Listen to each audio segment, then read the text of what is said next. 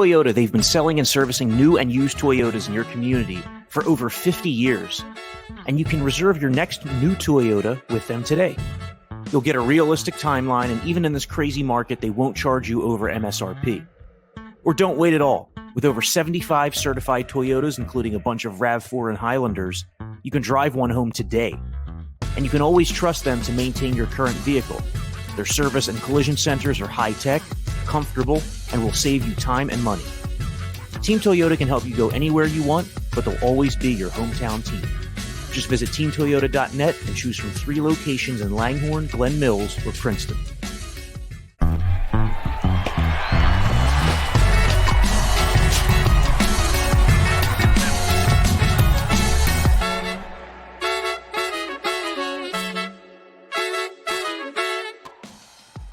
Hey folks, and welcome to the Phillies Talk podcast presented by Team Toyota. I'm Corey Simon and he's Jim Salisbury. We are sitting here on a Saturday morning after what was just a miserable day in Philadelphia sports for the most part on Friday.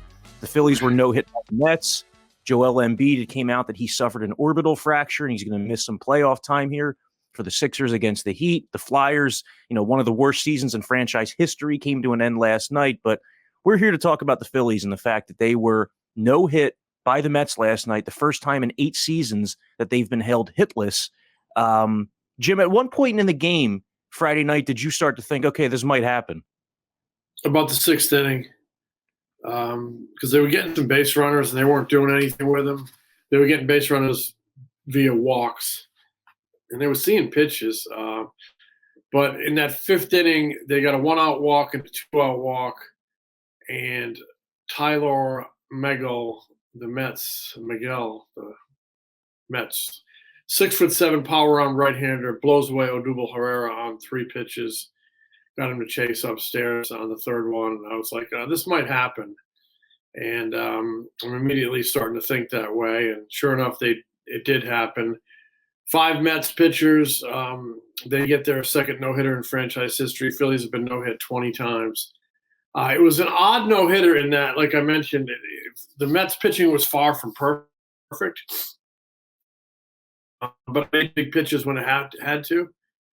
They walked 6, but they had 12 strikeouts, including Edwin Diaz in that 9th inning when he went through the heart of the Phillies order, Harper, Castellanos, and Realmuto. And after the game, the clubhouse, it was down as you would expect after any loss, especially after being no-hit.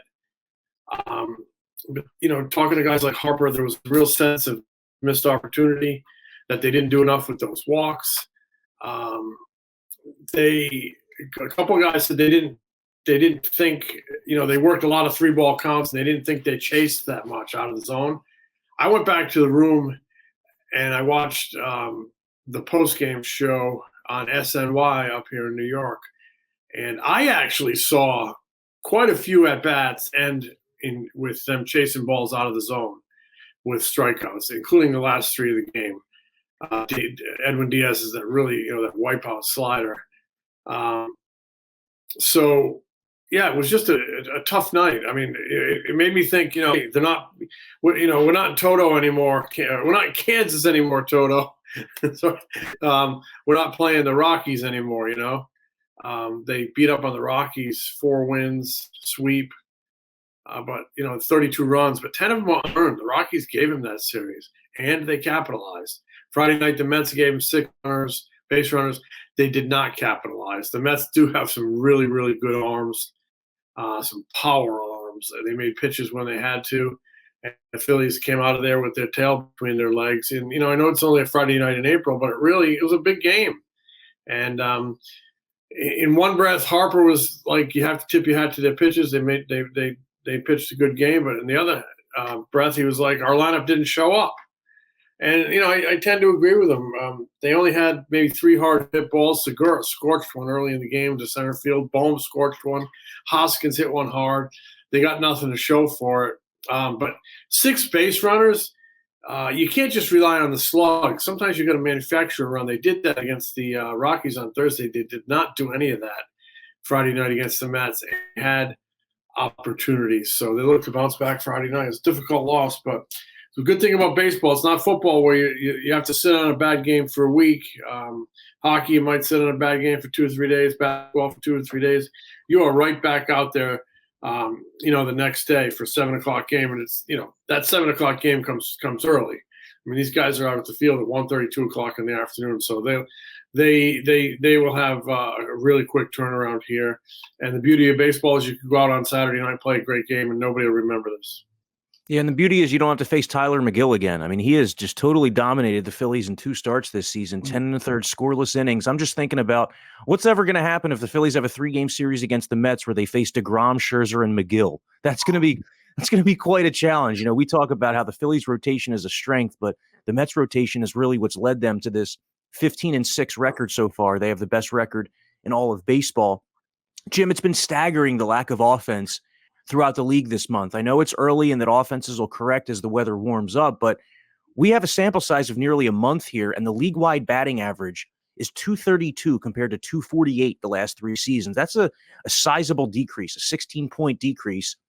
Last night, the Phillies were no-hit. There have been 17 games already this season where one team has no-hit another team through 5 innings. It's happening almost like once every other day, it seems. And, the Phillies are not unique to this. They were last no-hit, as you mentioned, back in 2014. There were 31 no-hitters across baseball from that point until last night. So if you buy into the law of averages, maybe the Phillies were due to be no-hit. Their offense has just disappeared in a handful of games this season. Like, we've seen some of those outbursts, the 8, 9, 10-run games, but more often than that, we've seen this offense unable to produce much. And in reference to chasing out of the zone, you talked about that 9th inning with Edwin Diaz. Almost every pitch the Phillies swung at in the 9th inning last night was out of the zone. Now, they're tough pitches to lay off of. I mean, Diaz has one of the nastiest sliders in all of baseball. He's starting that on the outside corner, so it's, ending way outside the zone, but they certainly helped him out last night. They helped out the Mets. They helped out Edwin Diaz. You get 6 walks, you got to do something with him. That's 6 base runners. And they did nothing with him, and they did help him out in that last inning. And the ballpark, there was 32,000 there. The energy was really peaked in that 9th inning, and I'm sure it was just tough to lay off those pitches. But yeah, the offense they've been shut out 3 times now in 20 games, 21 games. Yeah, twice by the Mets. So shut out 3 times, scored 1 run 3 times in 21 games. I mean, that's a big chunk of games where your offense is just disappearing. And you mentioned, league wide, I'll use the word big, B-I-G. The fastballs are really big, the power arms. There's such an emphasis in this game now on power on the mound and at the plate. Pitchers train from the time they're, teenagers to throw hard. They train to develop velocity. They train for velocity. They get to the big leagues throwing harder than we've ever seen before. When I started covering baseball, I remember sitting around with scouts in the back of the press box asking them, for you, what's an average major league fastball? And you'd have guys say, 89, 90. For me, that's like average. And now the average is like 94. And guys are, 95, 96, 97, 98 regularly. Some guys are even higher. So what we have now is just incredible velocity on the mound. And in the batter's box, you have guys training to hit the ball harder and farther than ever before. And the farther part is you see big, long swings. And the math on the big power fastball and a big, long swing is always going to favor the pitcher. There are ways to hit the ball hard with a short swing, but the short swing has gone away. I do think it's going to come back someday because with these power arms, that is still the way to combat it. Short swing, line drive approach, get on top of the ball, and eventually, the pitchers are going to have to go back to pitching to get you out if you make yourself such a good enough hitter that you handle that velocity. But right now, with so many guys looking to launch against these big fastballs, the big fastball is usually going to win. Yeah, Jim, it's true. I mean, the starting pitcher average fastball velocity this season is the highest it's ever been, 93.7 miles per hour. Last year, it was 93.3. We're talking about a jump of nearly a half mile per hour, which is pretty sizable. It's about a full mile per hour faster than it was in 2016. So this is only increasing. Pitchers more than ever are able to unlock velocity. Hitters more than ever are obsessed with bat path and being able to lift the ball. So I don't think this is going to change anytime soon. As Bryce Harper said on Sunday Night Baseball when he was asked that question this past weekend, Phillies and Mets are on Sunday Night Baseball, by the way, on this Sunday. But first, it will be Kyle Gibson and Taijuan Walker on Saturday.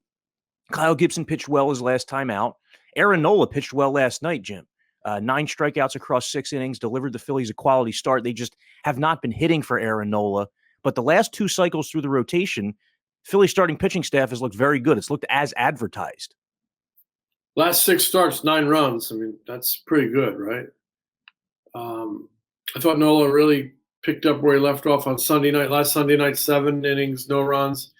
Gave up 3 runs here. Hey, it's going to happen. McNeil is a – hold on a minute. Let me kill that. You're getting a call from a source. What happens live on the Phillies Talk podcast. What were we talking about? We're talking about Aaron Nola, the fact that he pitched well for a 3rd straight start. Oh, yeah, he did. And it's fun. We were talking about power and guys like to pitch out. He's still a guy to me that has to pitch down. And McNeil is a really pesky out, 2 runners on, and he does what he does. He puts it into center field and drives in 2 runs. That was a cutter that was a little bit up. And then he gave up the home run to Alonso. And I was actually talking to Michael on the pregame show. Be careful with Alonso. Alonso wears out Nola. First pitch, high changeup in the 6th inning, boom. So both those pitches were a little bit elevated, and that's when Nola gets hurt because he doesn't have that high-octane fastball where you can get away with, a mistake. He's got to pitch right at the knees. When he starts wandering up around the thighs, that's where he gets – to me, from watching him for a long time, that's where he gets hurt.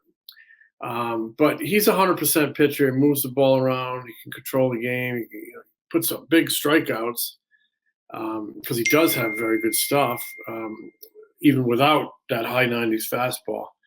If you get him any kind of run support, it might be a totally different game. So it's a good sign that he's pitching well here. They just didn't support him on Friday night. Yeah, Aaron Nola, I mean, it stuck out against the Mets on Friday night that his fastball command was like as sharp as it's been in, I don't know, years. You look at these last 3 starts between the fastball command and the movement of that curveball, he looks like the Aaron Nola of old. And he has underrated durability. Like, I don't think people really give him credit for the fact that he leads all of baseball in innings and starts over the last 4 seasons. Like, we see every year these elite pitchers miss a bulk of time. Look at Jacob deGrom, who's missed most of the last 2 seasons. And there's real value in being able to send Aaron Nola out there every 5th day, even when he had a season like last year, when he had the 4.63 ERA, when he wasn't a top-end starter. But right now we're seeing what it looks like when he combines the durability with the effectiveness that he had earlier in his career. I'm glad you pointed that out because to me that means an awful lot. Taking the ball, that some people scoff at it, but durability, staying healthy, taking the ball, giving your team innings, that means something. And we saw it reflected the thinking behind the workhorse pitcher versus the guy that goes out and dazzles for 5 or 6 innings. We saw it in the Cy Young vote last year, right? Where Corbin Burns wins it, and he pitched almost 50 fewer innings than Zach Wheeler, who was just, dynamic. It was a close vote. I think only separate 10 points. Zach Wheeler finished second. But he pitched almost 50 innings more than Burns, which is like almost a month. To me, there's great value in the workhorse that takes the ball, but you got to support those guys offensively. And Phillies, they just need to get more consistent on offense. But like you pointed out earlier, it is a league-wide problem. It's just not a Philadelphia problem. It jumps out at us because they have a very high-priced lineup, and that's the team we watch the most. But they just need to, get something going. They need Taijuan Walker. Yeah, it's neither here nor there at this point, but you just mentioned that the 50 fewer innings Corbin Burns pitched compared to Zach Wheeler last season in the Cy Young race. Like, if you were to compare that to an everyday player, that's like a difference of 40 fewer games played or like 160 fewer plate appearances. So it is kind of crazy that played out the way it did. I think we're having some internet issues with Jim, who is at his hotel in New York City, covering this Phillies Mets series, a 3-game set this weekend. It's Kyle Gibson and Taijuan Walker on the hill tonight. It is Max Scherzer and Zach Eflin on Sunday Night Baseball to close out the series. And just a reminder that 6 of the Phillies' next 8 games are against the Mets. They will have played more than half the season series by the second week of May. 10 of 19 games against the Mets. So really important to clean up here. That's going to do it for this Phillies Talk podcast. I'm Corey Seidman. He was Jim Salisbury. We'll catch you later.